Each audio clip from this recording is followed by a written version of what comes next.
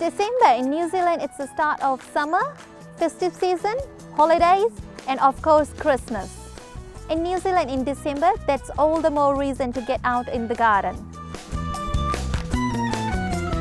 There is heaps to plan. This month the focus is on Christmas color. And nothing says that like poinsettias with their showy color. Keep them indoors in a spot that gets at least 6 hours of indirect sunlight. Water when dry. Prune back after flowering and plant into a bigger pot or in the garden, so it will flower again next year. It's also the perfect time to plant everyone's favorite roses. Select a sunny spot, add some organic matter, and plant in a hole that's big enough for the roots to grow. If you're in the north of New Zealand, put in something with a tropical look like a hibiscus with their bright flowers or daylilies, which makes a great feature. Alstomerias are also a good choice, especially for the picking garden. Of course, if you don't know what plant to get, come into the store and we'll point you into the right direction. It's also a good time to get some edibles in too. Get in some leeks, plant some more lettuces for successive harvest, and try the more bitter Mizuna variety. Don't forget our perfect plant promise.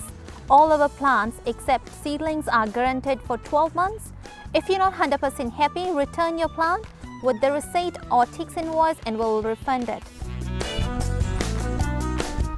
In December, there is a lot to harvest like cauliflower, spinach, beetroot, carrot, broccoli, spring onion, strawberries, silver beet, lettuce, and cabbages.